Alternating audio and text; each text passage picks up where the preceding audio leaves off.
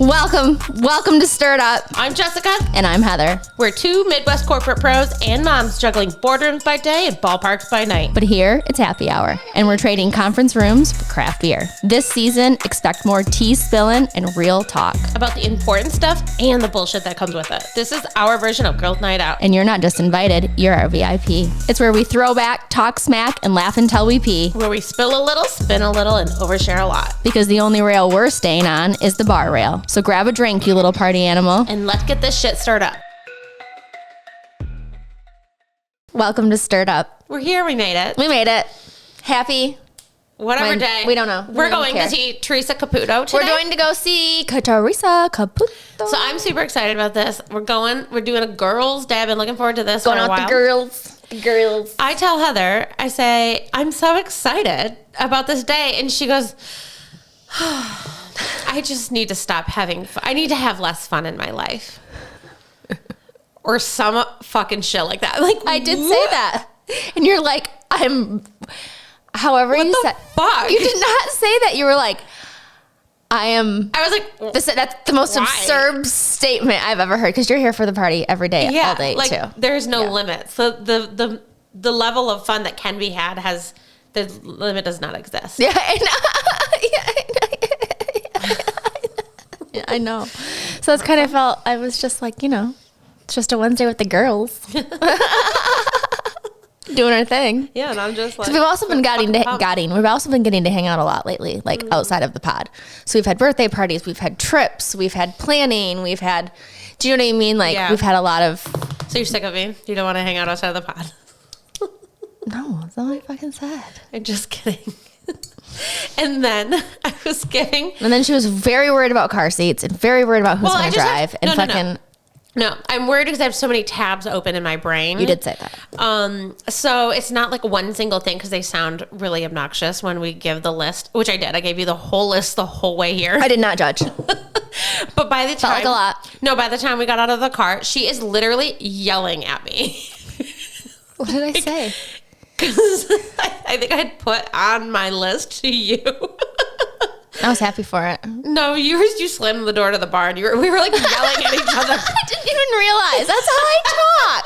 If you really know me, that's how I talk. No, I wasn't worried. But I did yell back. He was like, stop yelling at me. I didn't even hear you. Just my things. I didn't even hear you. I thought you were talking about Jeffrey half the time you were in my house. I don't know what you were even talking about still. What were you talking about? I said judgment-free zone, judgment-free. Too. One of the things on my tabs was to pick up the mess my kids made last night. Here's the thing. I need 2 dishwashers. So, like, the pile of dishes is problematic to me. I need, like, one that's always running and one that I can start to load.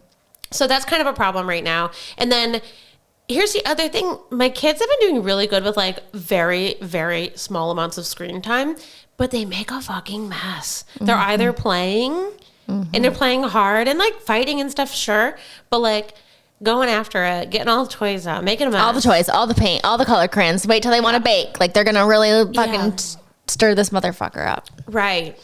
So that's just all of that's lingering from yesterday. It's all part of the experience of having a house in the woods and an art house. And we start, But it's a little bit like, I felt like I would have had maybe 35 minutes to do a quick roundup this morning, and it just did not. It just didn't work out that way. So here I am. Now I'm like... And you have no housekeeper. No, I don't have anything like that anymore. So maybe more. I even squeegeed the shower today. See, that's because that's like the type of thing you have to do when you don't have someone clean your house every week or every other week, is that, like, you have to clean as you go. So I take a shower and I spray the stuff, and about every other time now I'm squeegeeing the shower. Oh my God. Which I did too today because I thought I was going to have an extra 35 minutes. And you're already not like the most huge fan of showering. So now that's truly become a chore. Yeah, everything is a chore. Everything. Like, I have a new laundry system because you know how I am with my systems. No, I've never heard of them. What's the laundry system? I must know. I mean, I don't want to bore people with, it's like, not my boring systems. to me. What's your fucking system? So I don't like laundry. So then I delay it.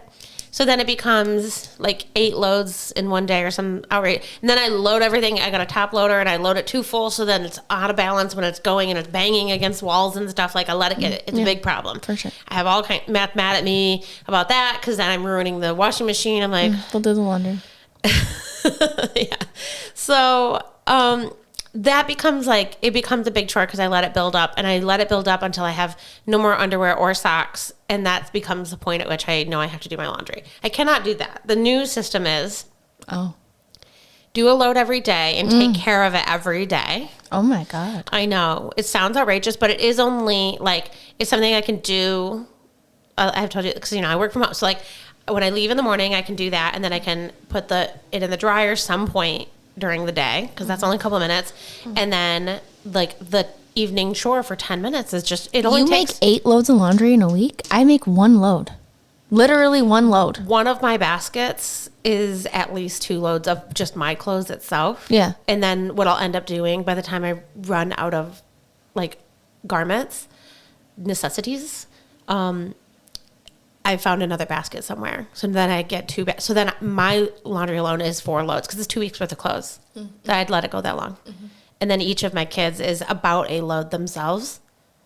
And then, sometimes it's bedding. Or, there's always a little extra towels, bullshit. So it comes down. So I guess I was kind of, it's 6, easily 6. Yep. And I don't do Matt's laundry. He does his own. But, a lot. So. That's a lot of laundry. Yeah, it kind of is. And then, but it is only 10 minutes per basket if I really think about it. But 10 minutes times 6, it's something, an hour of something I don't When you do these systems, do you actually do time for the whole system of okay, if I'm going to spend 10 minutes doing this and 10 minutes doing that and 20 minutes doing this and I have to run and I got to feed chickens. Have you looked at the whole system of things you have to get done relative to mind share and pure time in the fucking day to do it? And not lose your mind? That might have been why today I was that's why I was I was close to spiraling, but I wasn't upset. It's stressful, but it was a happy stressful, but I was I gotta work through, there's too many lingering tasks and things, there's no fruit for the kids. I just don't know when I'm going to get that. So I made Matt do that today. I just asked him and Bella's out of dog medicine. She has to get more medicine. Someone has to pick that up. I don't know when, who, how, but I kind of do it in a way of a week at a time. If there's 4 things I have to get done between now and Friday, what's the most likely of days that I can do that? And then I kind of think through the system that way. Yeah, I do that. Yeah. I had an admin at, I guess it was Dow at the time, who made fun of me because I would put blocks in my calendar for things like travel to an appointment. Because it takes time. Yeah, I do that. Yeah, and if you're not doing that, then you're panicking and going to get in a crash.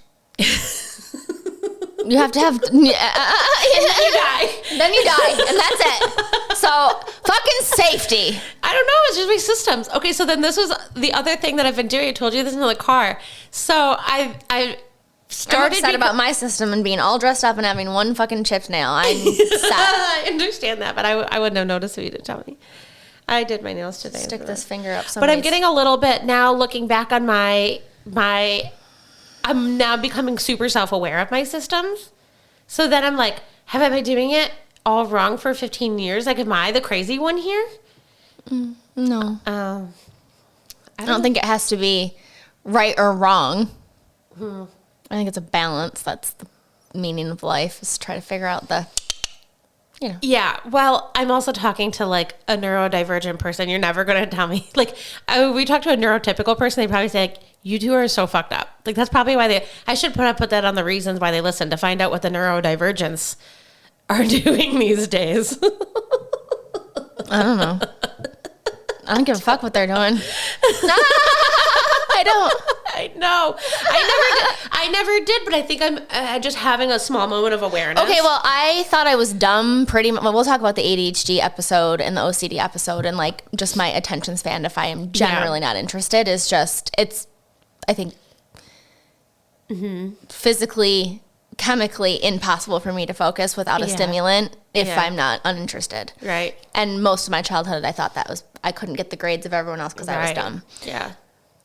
Now as an adult, I have not an overconfidence in my ability to, I see the big picture and I also can close my eyes and see the little steps that need to be done to get, I don't know. It's something that I now see as a superpower. Yeah. But until I was 38, thought I was dumb. Yeah. And that's a long life to severely live dumb. Yeah. Not dumb, but not, Well, I never thought you were dumb. How about that? Thanks, yeah. I never thought that you thought you were dumb either. Not dumb, just, I don't know.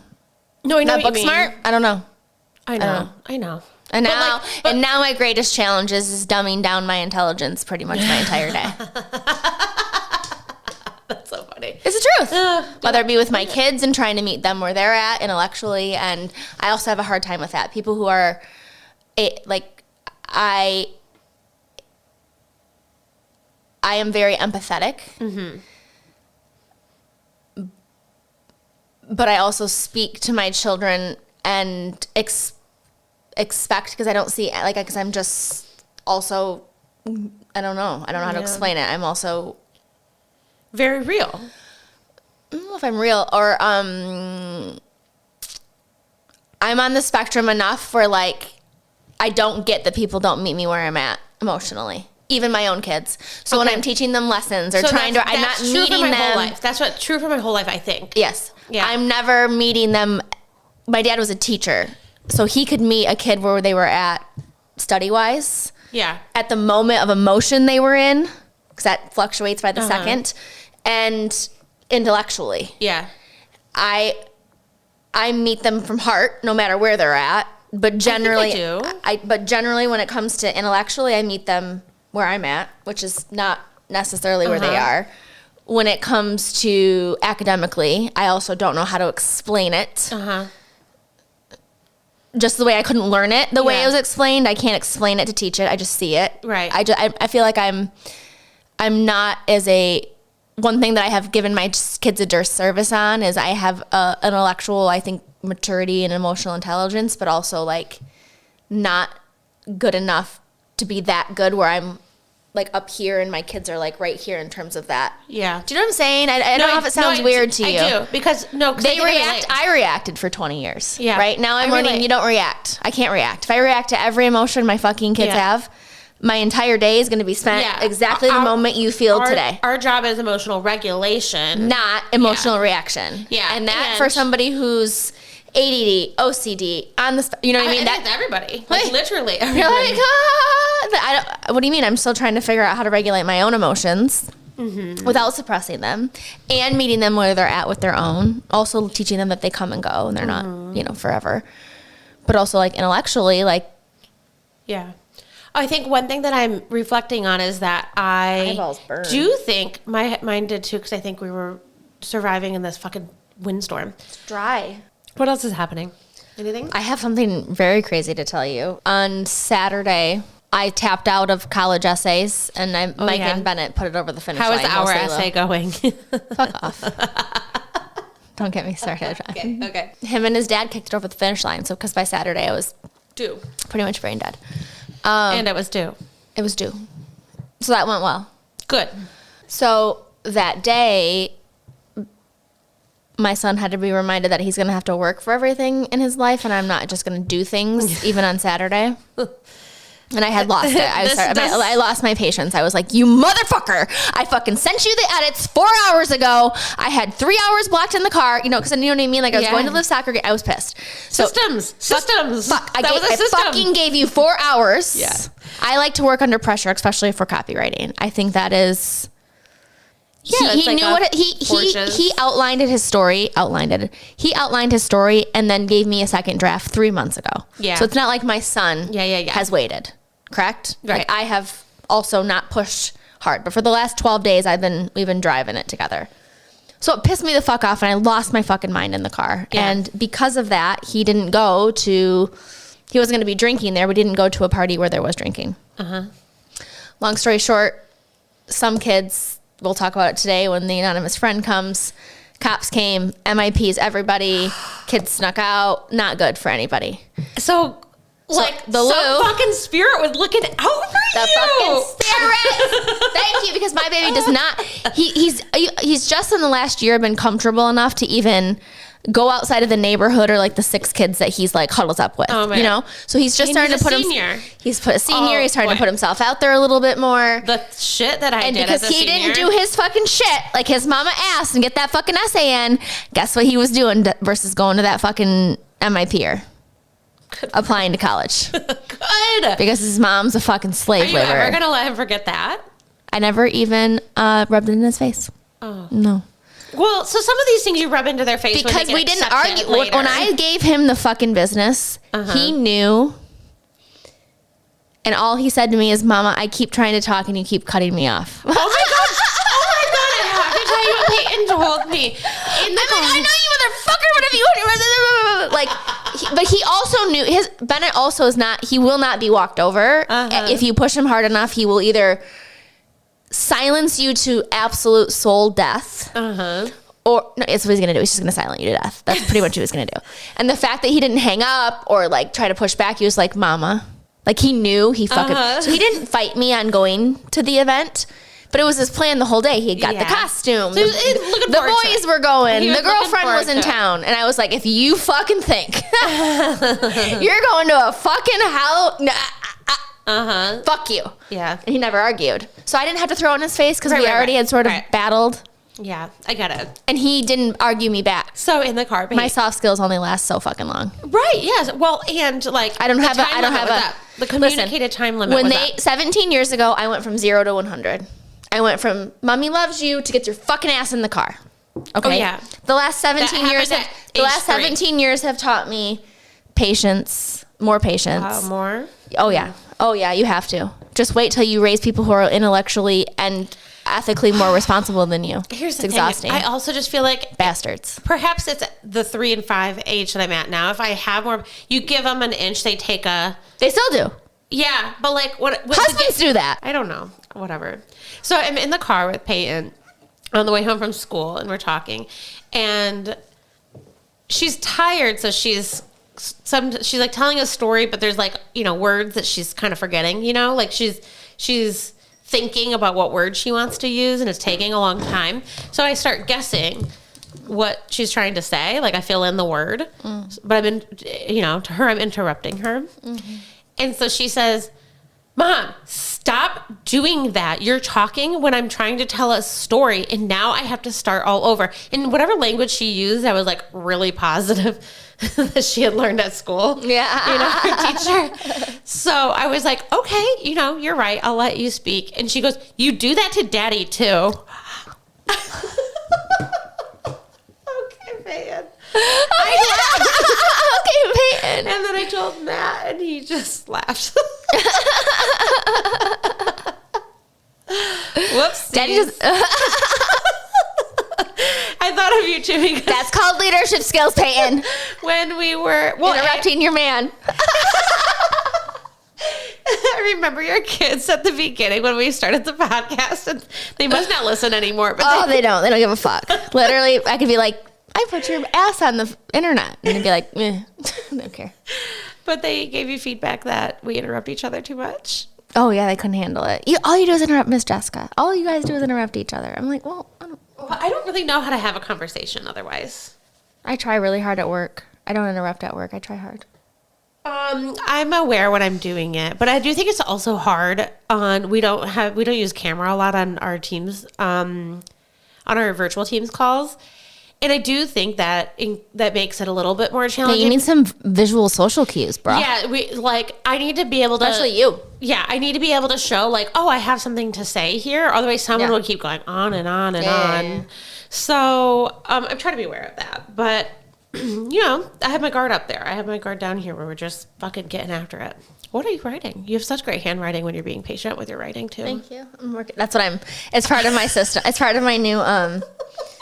I wrote it down on my desk. Do the little things well so you have time for the big stuff. Okay. So I'm trying to make my notes nice. So I don't want to redo things. Oh, good. Just take my time the first time. Good. But also, what happens to a perfectionist is I'll be going like this. Oh no! Can't do that. Versus I gotta have speed and some balance in between. Basically, perfectionism. Yeah. Which is unobtainable. What else you got for the day? We get into spirits.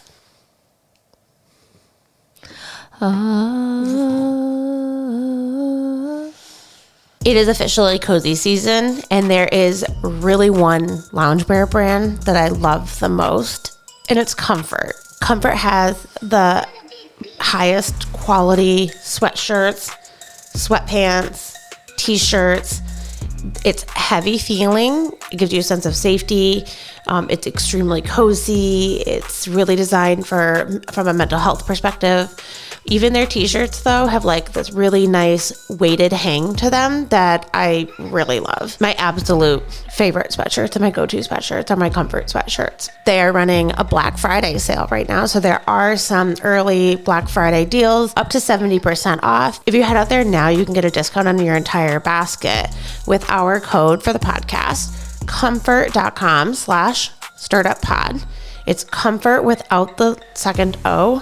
comfort.com/startuppod. That'll give you an extra 15% off your order. It's a perfect time to stock up for your comfy season, maybe get a few gifts ahead of the holidays, and save a little money with the pod. That's church. I think those are different.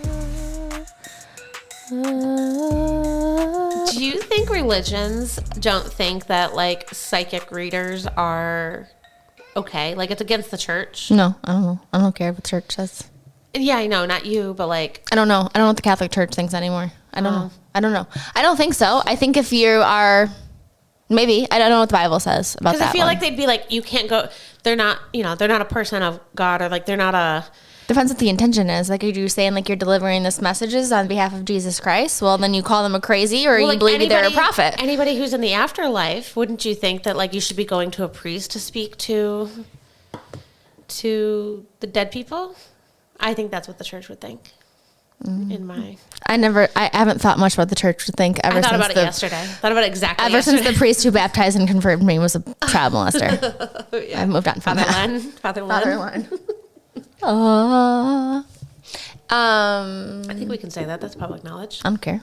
It's the truth. No fucks. They spotlighted him too. They didn't even fire him. They just moved him to the next church so he could hurt more little kids. No, I think he lost his... He went to Bay City next after Midland. Oh, but I think he was out real quick. Like, after Bay City. They tried to I do think they tried to bury it, but I think he was out pretty quick. Once it became a like nationwide scandal of priests touching kids and like things started to get out, he was an early on kind of situation. I don't think he lasted very long. I don't think that Jesus and God or spirits, I think they can live in good places no matter what, whether it's the church or here or the house or whatever. So like, I think, again, I like to give the church a hard time. And I generally, I think I would maybe go to church if I felt like I could go to a church community where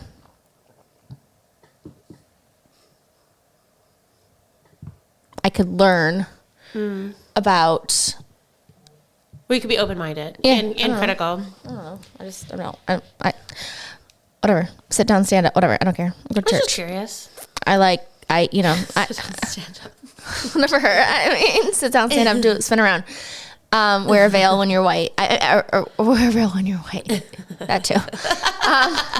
It's not how I meant that at all. But wear a veil when you're not. I mean, a white veil. I am not. I did all of it, and I do. Like anything, including the Catholic faith, as much as I probably shamefully mock it, do like tradition of church, of song, of what to expect when you go to church.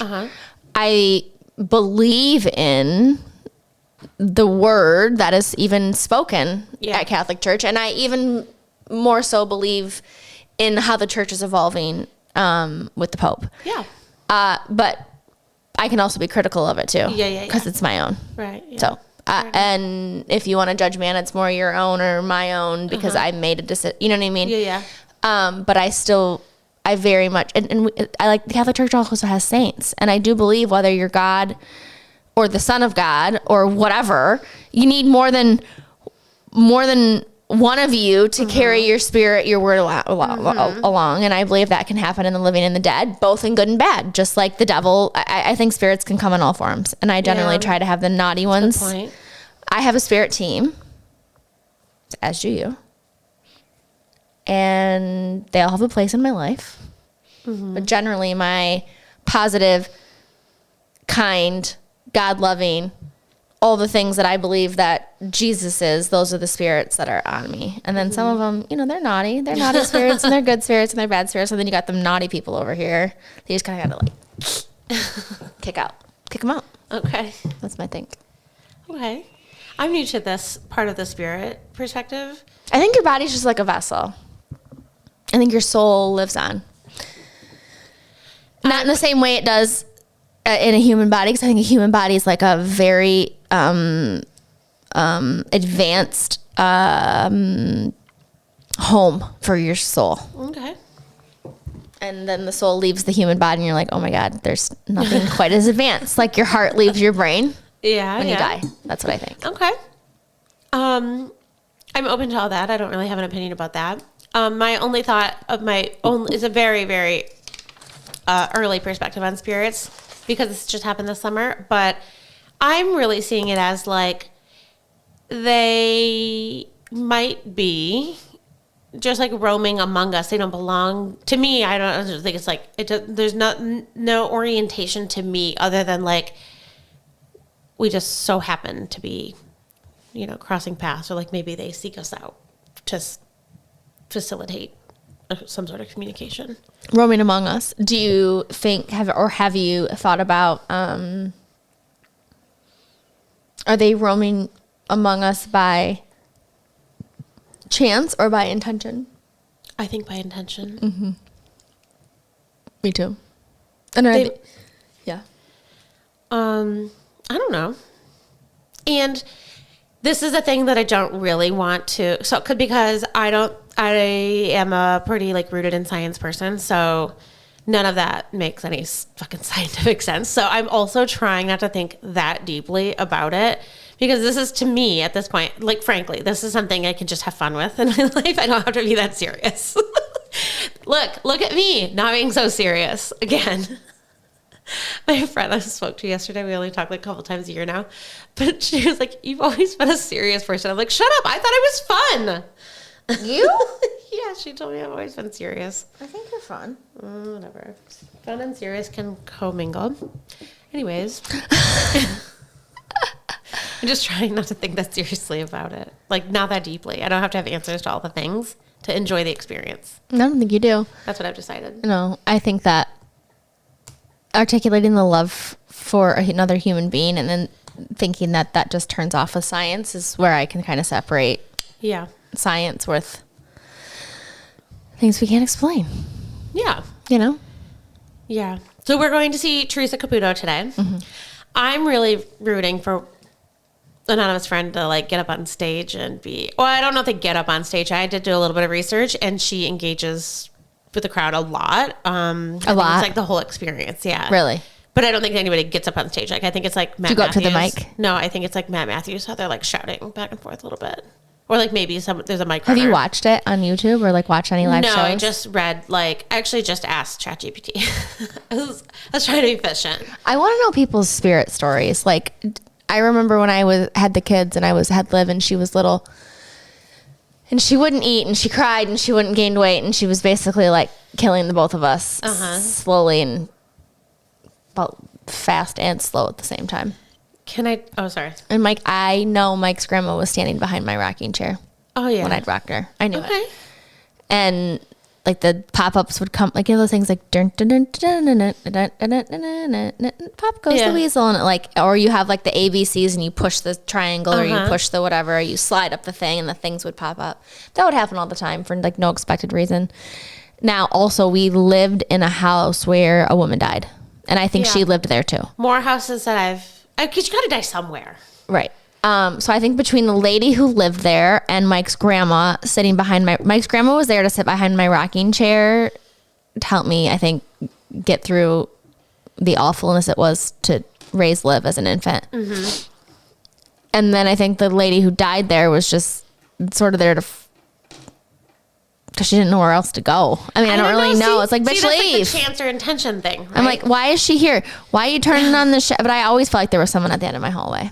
Always standing at the end of my hallway. Yeah, it's just her comfort spot. Mike's got stories that he can explain about his uncle that passed away before he was even born, about exactly what he looks like and where he was, and even stories as his grandma, when she was alive, would tell that he had full-blown conversations with his deceased uncle in the basement as a 2 or 3 year old. So I've had stories in Mike's family where dishes are flying out of cupboards, like where you'd see on Hocus Pocus, like all the things. So I just don't think when you die that your soul, like, I think scientifically your body's dead. Like, I don't think you're just going to come out of the grave and your arms and legs start flopping around. I agree. I mean, maybe, I don't know. But I just do feel like you can't explain like your love for your children or how souls connect or any other thing in life to think that you die and like it's lights out for like whatever is beyond us.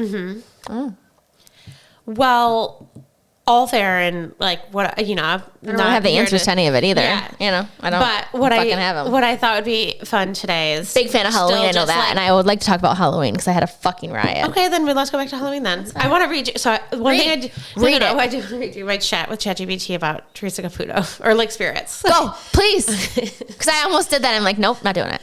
Okay.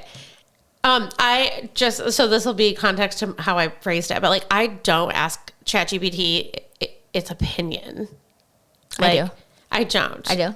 Because it's a regulation of other people's opinions. And then it kind of filters it through whatever the internet says about it's science. Just not how I use it. Yeah. But understood. Okay. So I said, I've never asked your opinion before, but I'm going to today. Do you think spiritual mediums are real? Based on what evidence? And chat says, here's my evidence-based and human response. Fuck off. Human response. Like, so here's also me nitpicking AI a little bit of like how they're being designed. And then it says, without trying to tiptoe or sugarcoat. So do I think spiritual mediums are real? And the response is like, some people absolutely experience something that feels real, meaningful, and helpful, but scientifically there's no reliable, replicatable evidence that mediums can communicate with spirits or access supernatural information. I will also just say science cannot explain why women sink periods. And so I always thought that was like a false thing. Just because science can't explain it doesn't mean it's not real. We just haven't explained it yet. So just hang tight with that. So then there's like this whole section of like the scientific view of what we can actually test. Very uncomfortable when we're talking about spirits. Can I just tell you this? Like, I think I take it on. Like something's bothering me. I'm itchy. Okay. I'm serious, Jessica. I know. I just don't know what to do with that. So then there's a conclusion. There's two things that I think are really interesting. So what's my actual quote unquote opinion? If you pin me down to one sentence, I think many mediums are skilled intuitives and emotional readers, not supernatural communicators. But the emotional experience they create can be very real and meaningful for people. The phenomenon is real, likely psychological, not paranormal. And then the last thing that I think is wild, the way that this is phrased. If you're asking because of something you experienced, ... And then the next sentence is ... You can totally tell me. I won't mock it or over-spiritualize it. I'll help you process it in a grounded, honest way. Did something happen that made you wonder? I said, no, I'm going to see Theresa Caputo, and I wanted an unbiased answer. What'd they say back? Totally fair, and honestly, good call before going, not after. But I thought it was very weird that it was like, did something happen? I won't judge you. Like, I don't know, that kind of bothered me, because I don't have that sort of experience with ChatGPT, like... Mm-hmm. You like computers more than anybody. Now it's going to talk to you like a person. You don't like it. Well, I have a little bit of a problem with that. Yeah. Not more for me than I do for other people who don't have a connection with people. There's a whole lot of other problems going on. Anyways, so I put a male persona to my ChatGPT. But the only thing that I thought was meaningful was what you can expect at her show. The crowd does a lot of the work. Chat says people want to connect, they react emotionally and give her clues immediately.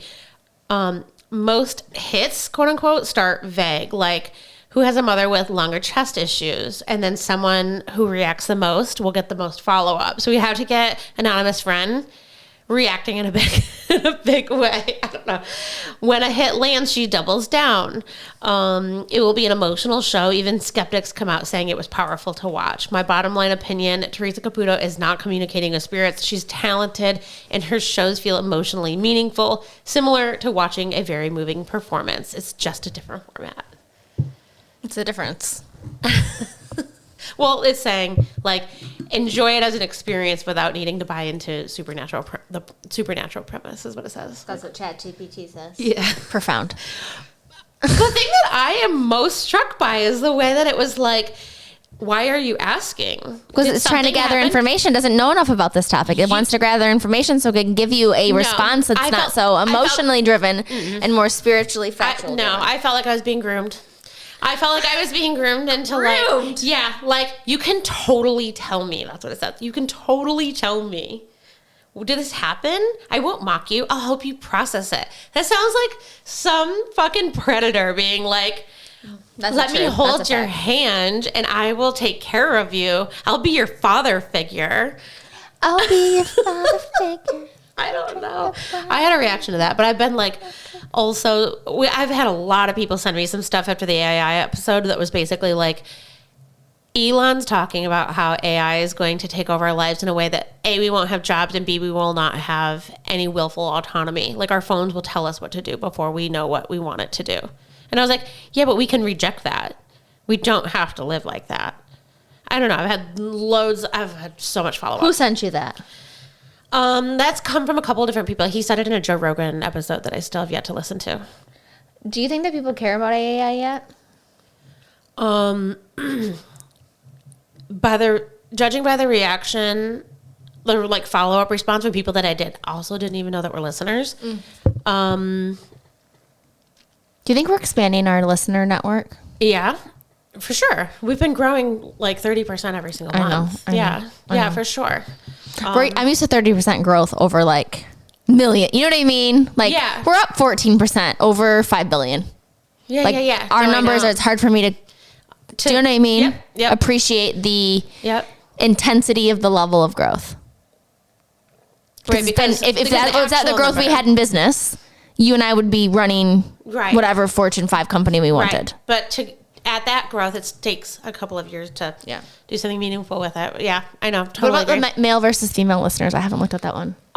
There's only one I haven't looked at it recently yet, but just in the feedback. There was only one female who followed up. Everybody else who followed up in the AI conversation were men. But the biggest takeaway for me was like, there was loads of stuff I learned in doing the research for AI, but once I was done with it, in the same way of like, I don't necessarily have the realization that that everybody didn't come with me on that journey until we had the conversation. All of a sudden I was like, oh my God, I thought you would know that. Like people that were responding to me, like, I didn't know how much water it consumed. I was like, I feel like you should have known that. How did Nobody you not know? Nobody does. Yeah. So we're all excited that we're going to cool down these plants. We're not talking about what it's going to take to cool it down. Yeah. I do think silicones is a big winner here. Just saying. Yeah. So I don't know. There was a lots of aha moments, I think, and everybody had their own based on. I just didn't realize how much energy. I mean, I knew how much energy it was consuming, and to store to put it all into of reality, that, though, it's insane. Yeah. Anyway, so they need those buildings to be ran by the spirits. I want to know. I think we should go live and ask people their spirit stories. Okay, let's do that next. But can I tell you some crazy fucking spirit market size facts and stuff? Like, I think this is so interesting to me last night when I was doing the kind of procrastinator research. Okay. The spirit's market size is $376 billion globally. That's huge. North America is its largest market, but here's my bet in this, and I don't have any evidence. So Halloween drives $1 billion or $100 billion of that. No, Halloween doesn't touch Salem. No, like none of it. It's online. It's spiritual wellness apps and online psychic readings. Online psychic readings makes up 63, if that's my writing, 63% of the market revenue. Online psychic readings.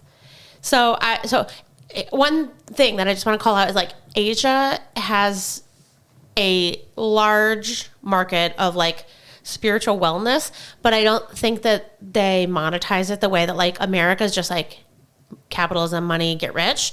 So I think when we're talking about dollar size and value, I was sort of surprised. So like North America is the largest market of spiritual wellness, and there's sort of a breakout of like what that really means when you get down to the online psychic reading, which is what, or like any sort of psychic stuff, which is what I really wanted to get to, because like spiritual wellness apps also can be a part of that, and like meditation, like where do you kind of slice that? This gets a little bit wonky, honestly, when you start to look at that dollar amount.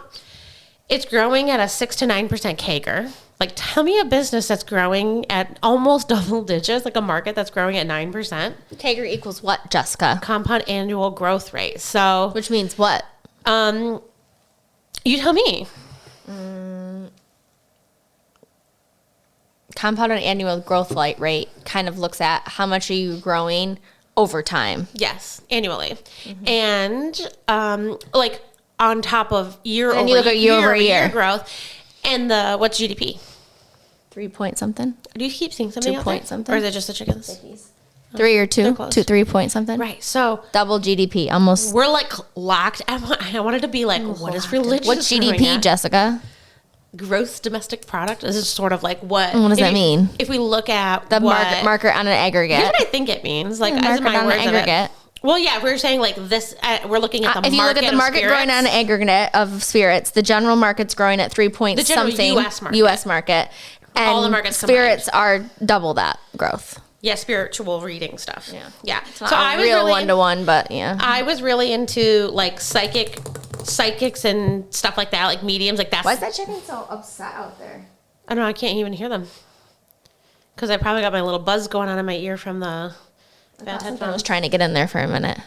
There's a cat that keeps coming, but it turns out it's my neighbor's cat. So she's been in there a couple of times. That might. I think she's gonna kill him. I don't think I thought she was going to if it was feral, but it's not. It just gets them upset. But I don't know. They want out. They're not allowed out today because I'm not gonna have time to get them back in. So there's what they're gonna. I see. They're not actually getting predarized. They're just annoyed. They'll be fine. They probably don't like the wind. They're probably just pissed off, like we all should be. Okay, so here's the thing. I thought this was just like a fascinating way to look at the market. Fucking huge spiritual wellness market. I think like triple digit billion size market was much larger than I thought it was going to be. I can't remember what we were looking at.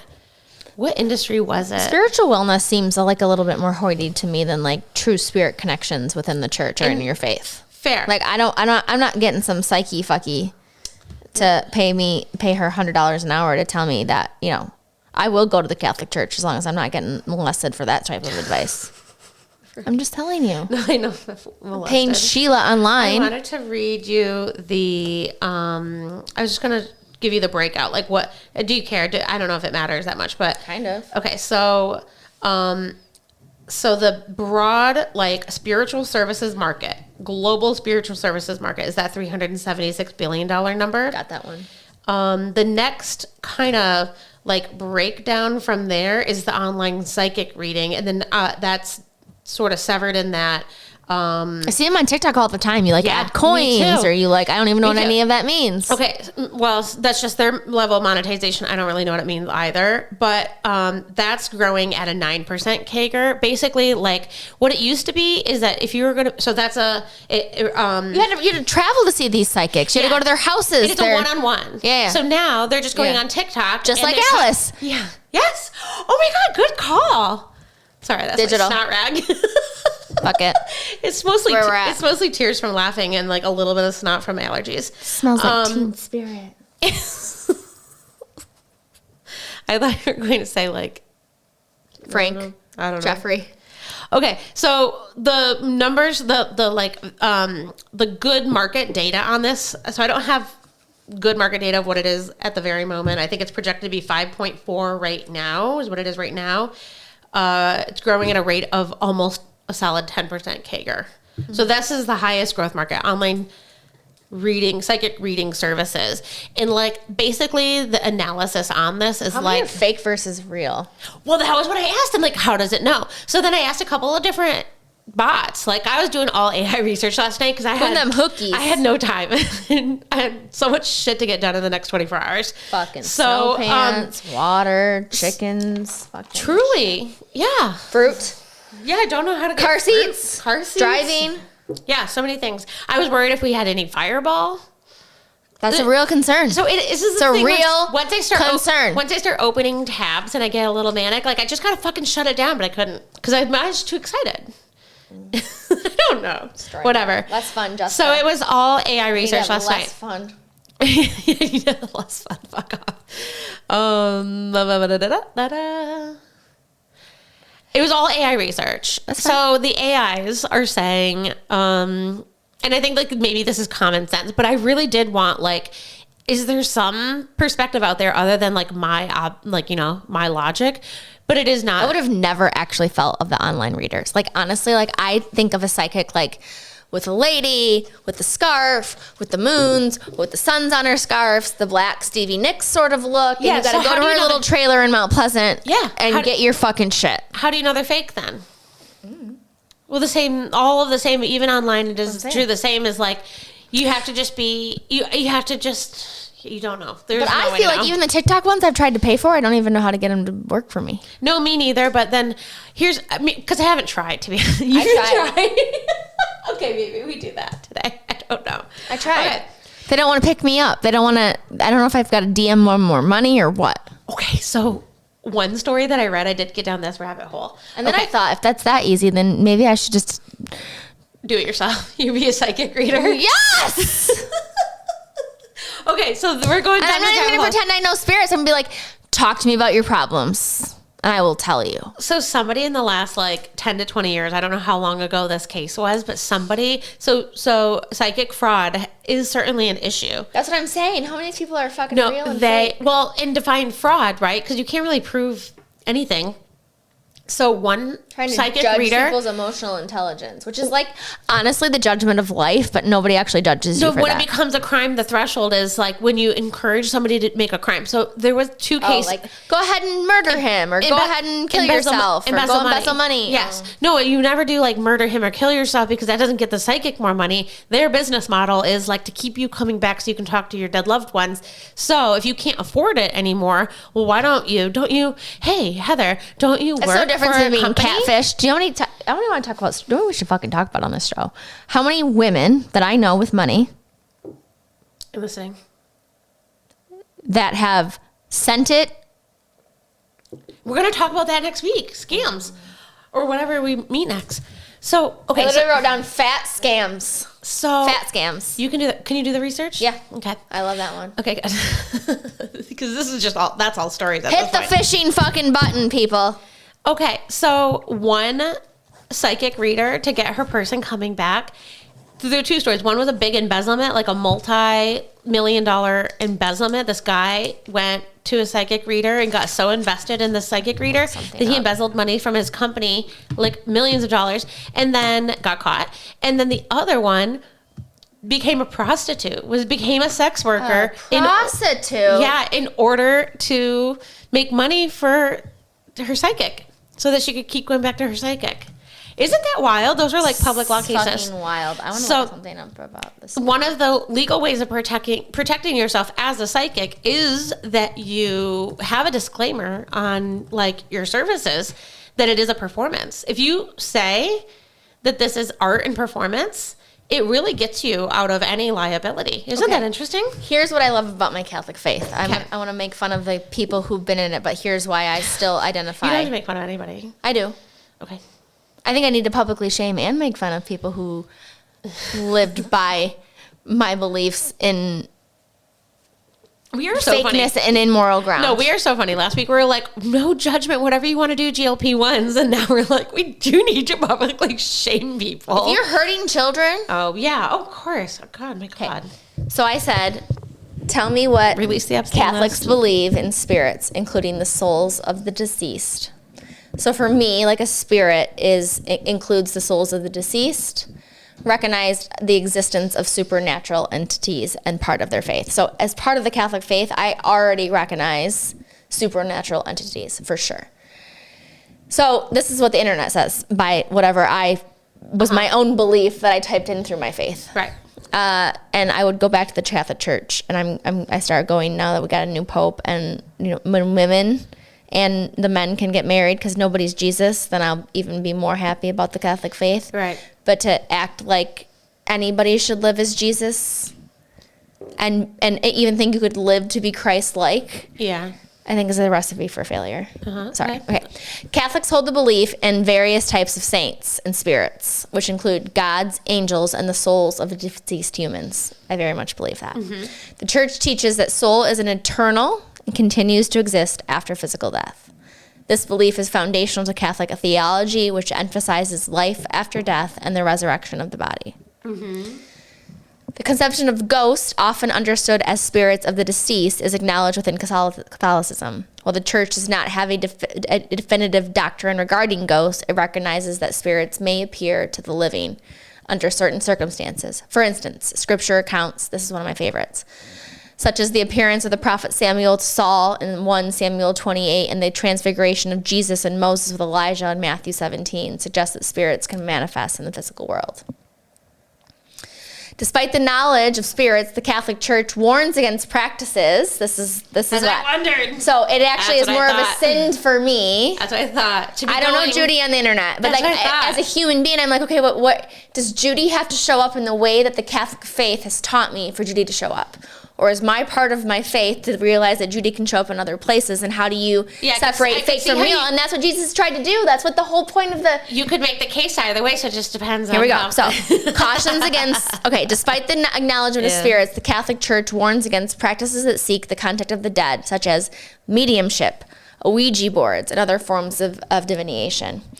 Yeah, because you're supposed to be going to the church for that. The Catholic Church teaches the practices are to be rejected as they are contradict the respect and the honor owed to God alone. So this is where I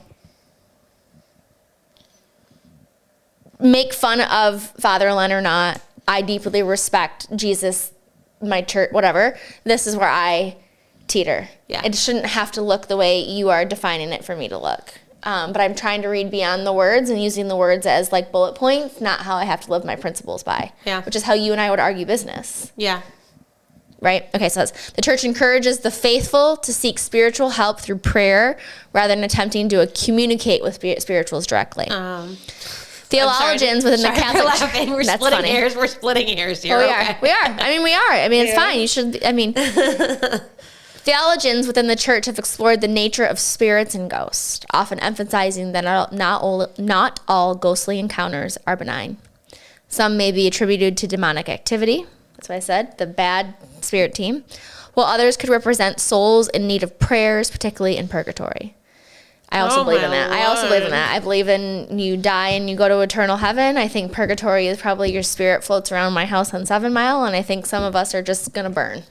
You know what I have a hard time with is... burn. I have a hard time with the fact that we have this whole story of heaven and hell and people who, let's just pick on Father Len because we have, I guarantee, I don't know if he's still alive.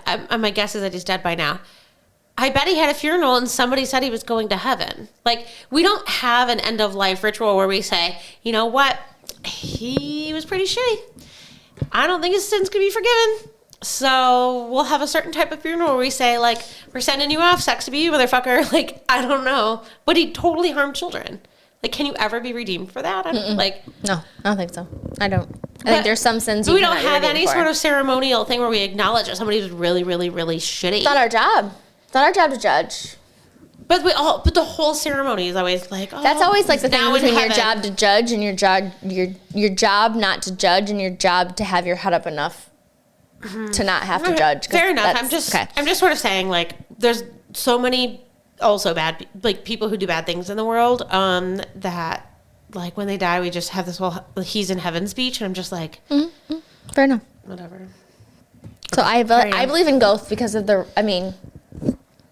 that's your religion.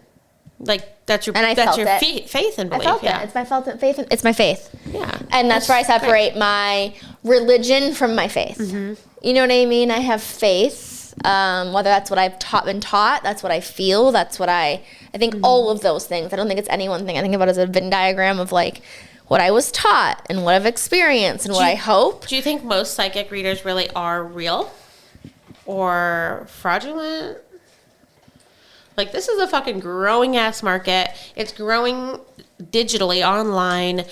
What's fascinating about this is it is a high margin market, right? Like, you have no overhead other than your own time, if you think about it that way, especially if you think about digital. So the online growth is giving you high margin and high reach. Like, it is a booming business.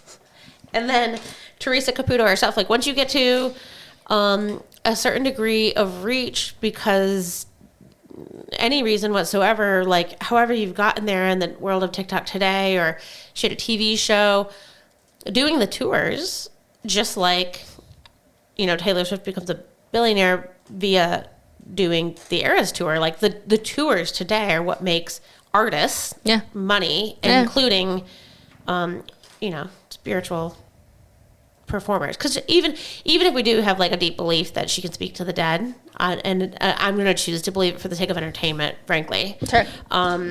Even if we believe that, that's still a performance. She's still here to perform for an audience. It is a performance. Yeah. That's where the money is made. Is you have to get that, like, you're making cash money profits literally on subscription models, getting people to pay money to have access to you, also like with a share of other people. You know what I mean? Like, it's just sort of wild. Like, that's the online model. And then just compound that with tours. Her net worth, like, nobody really knows. It's single digit millions. I thought that was too low. You think so? Kinda. I expected it to be like 12, 15. Me too. Not 3, you know? But that's what it is reported online. But they're not monetizing knows. her digital experience too much. She's doing too much in person. Is she? Well, I don't know. I don't know if I didn't see that she Whether she's fake or real, there's no reason she's not a $15 million woman. She is the face of Supernatural. Why are you, out of the 316 billion you just told me, she's not even capitalizing on 1 or 2% of that? So my thought is, like, problem for me. She's traditional. Like, she has multiple books, bestsellers, but like multiple books, and she's been on traditional TV, TLC, and she's doing tours. But I don't see her with her own podcast. I don't know. I didn't see that she was doing. Maybe like, she wants to be on our podcast. That's what my goal tonight is. Be on our podcast. I'll put her name in the title of this episode so we can, like, get her attention. This is very interesting to me. And this is why I think I actually, like, as much as I mock my faith and I'm probably going to be damned to God, it says belief in the spirit world is central to Christian faith, but Catholicism takes communion with supernatural realities to a whole new world. Catholics pray not only to God, but also to Mary and the saints. Catholics even talk to their dead, say prayers for them, and ask them, in turn, for intercession. The lives of saints are filled with stories about miraculous healings, levitation, bilocation. Bilocation? What? Bilocation? There's no other B in it. Bilocation. I don't know what that means. Bilocation. Visions of the after. Bilocation. Like heaven and earth? Yeah. The lives of saints are filled with stories of miraculous healings, levitation, bilocation, visions of the afterlife, and mystical conversations with Jesus, the angels, and the saints. But does that mean that Catholics believe in ghosts? Does the Catholic Church have a teaching on whether or not the dead can walk this earth, appear to people, and haunt places that were important to them? When Catholics pray to saints or talk to their beloved dead, how is this different from trying to make contact with the spirits Catholics believe of in those who exorcism. have departed this life? Catholics believe in exorcism. Previously. So first of all, let's clarify what you mean when we say ghost. How does ghost different from any other kinds of paranormal phenomenon, well, Jessica? You're not going to get a deep answer from me because remember, I'm here for the fun. Yeah, Jessica's fun. Woo! Who wants more Fireball? Fireball. Oh, I'm sweating balls in here. I turned that bitch down a little bit. I knew you were having one today when you literally walked out of your fucking car and you're like, I'm cold. You are such a strong bitch. You have never complained. You could be over here itching, scratching, red. Yeah, I am itching too. And I got underwear on. I got to get this bad boy off. You've had it today. I don't think I've had it today. No. I don't really feel that way. It's just too many tabs open. It's a very autistic way of articulating that. I'm going to be over here reading about spirits. Every time you touch your mic, everybody hears it. Near, far, wherever you are. I don't know. I think it's all fascinating. It's fascinating. Fascinating, Jessica. I gave you all that I wanted to give on all right, one more thing. Okay, give me. Okay. I think we should go live. It's your show. Yeah. And I want to hear the ghost stories. And, you know, do it on YouTube and on something else. I just feel like your body is your physical vessel. Okay. And the heart of who a human is and their soul isn't going to be defined by what it looks like, appears, or how it functions in, like, you know what I mean? Yeah. I don't know. Okay. I don't know. I think the body is the most greatest gift from God as your physical vessel, because I've only ever been a human, I think, but maybe if I'm a horse or a fucking butterfly or I'm floating around, you know, the water, I'll have a different opinion. Yeah. But I do think it is a profound experience for a soul to find a body. Yeah. And a God-like experience. And for all the souls and all the bodies, for us to have souls and have bodies, and I think even become a mother just tells me, like, I'm telling you what, if lights are out for me and I'm dead or they're dead,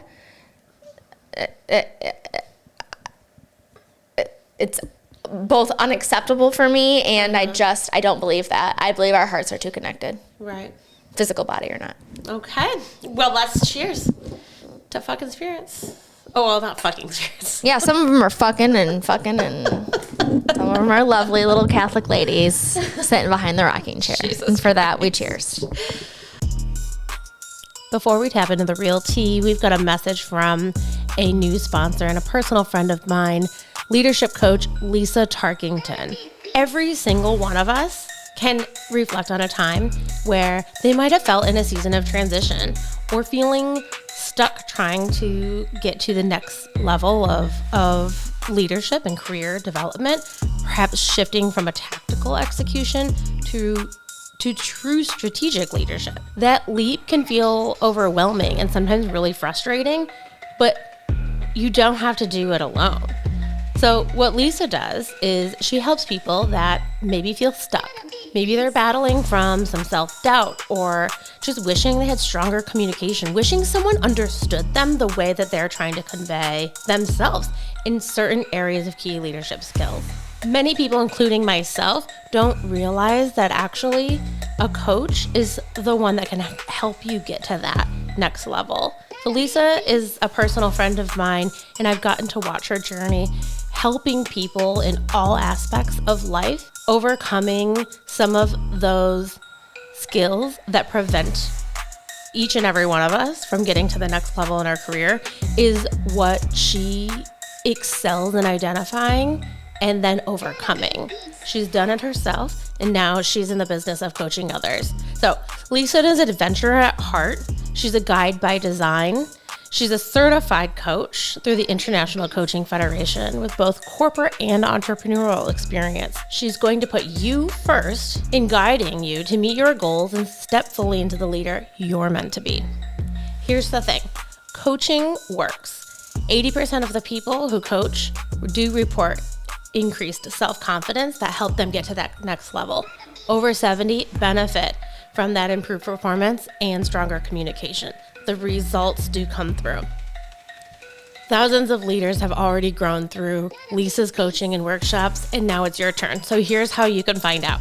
Head to lisatarkington.com/coaching and get your free consultation. When you talk to her, let her know that Jessica sent you or mention the podcast. Again, that's lisatarkington.com/coaching, because leadership isn't about getting things done.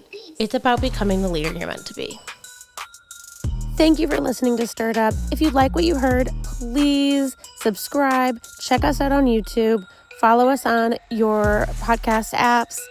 Please send it to a friend, leave a comment, add a rating. Every little bit helps. We look forward to seeing you next week.